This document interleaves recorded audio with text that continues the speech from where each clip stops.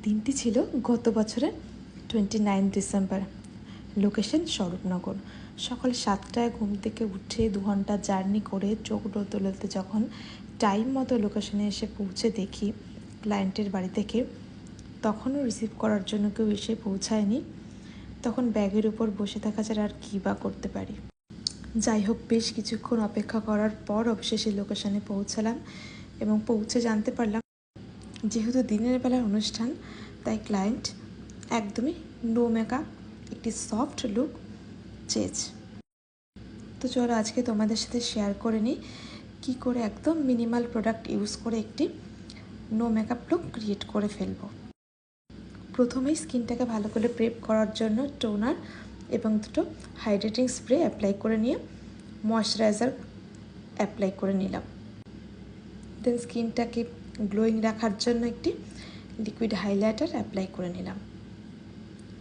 এক্ষেত্রে তোমাদের বলি, নো মেকআপ লুকের ক্ষেত্রে কিন্তু যতটা সম্ভব কম পরিমাণে প্রোডাক্ট ইউজ করলেই ভালো।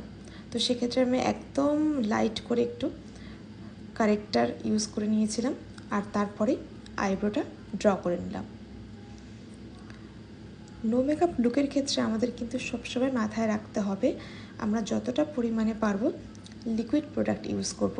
এতে স্কিনের উপর খুব পাতলা লেয়ার পড়বে আর লুকটা কিন্তু একদম ন্যাচারাল লাগবে। তো সেই মতো আমি কিন্তু প্রত্যেকটা প্রোডাক্টে লিকুইড ইউজ করেছিলাম। তো এরপর আমি একদম একটা পাতলা ফাউন্ডেশনের লেয়ার অ্যাপ্লাই করে নিলাম এবং খুব পাতলা করে একটু লিকুইড হাইলাইটার ইউজ করে নিলাম আর সেটিকে খুব ভালো করে স্কিনে ব্লেন্ড করে নিলাম। আর এর সাথে সাথে আই মেকআপটাও করে নিয়েছিলাম। নো মেকআপ লুকের ক্ষেত্রে ফেস স্ট্রাকচার ডিফাইন করার জন্য কন্ট্রোলের বদলে ব্রোনজিং ইউজ করাটা কিন্তু বেটার হবে। এতে কিন্তু একদম একটি ন্যাচারাল ফিনিশ আসবে। এক্ষেত্রে ব্লাশার কিন্তু খুব ইম্পর্ট্যান্ট রোল প্লে করে। ব্লাশারটা কিন্তু আমাদের ফেসে একটি সফট এবং সাটেল লুক ক্রিয়েট করে। তো ব্লাশারটি কিন্তু খুব প্রপারলি ইউজ করে নিতে হবে।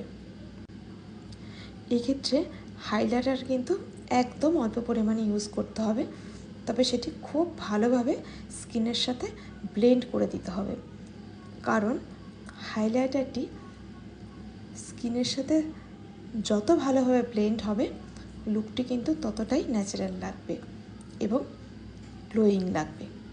তো আমি কিন্তু সেই মতো হাইলাইটারটি খুব ভালোভাবে স্কিনের সাথে ব্লেন্ড করে নিয়েছিলাম।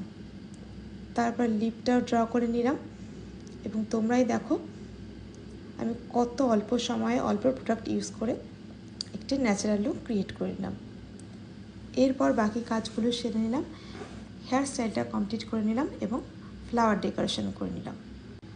এটি যতই আমার কাছে প্রফেশন হোক না কেন, ক্লায়েন্টের ডিমান্ড কিন্তু আমার কাছে সব থেকে বেশি প্রায়োরিটি পায়। দেখে নাও কেমন লাগলো একটু। খুব সুন্দর হয়েছে, ক্যামেরাতে বোঝা তো যাচ্ছে না সেরকম। পিছনটা এরকম হয়েছে।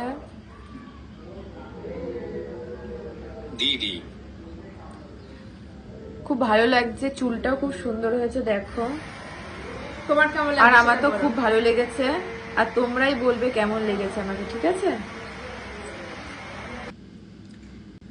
আর এই দিন কিন্তু ক্লায়েন্টকে আমার 2বার শাড়ি পরাতে হয়েছিল, আর সেটাও ক্লায়েন্টের ডিমান্ডে।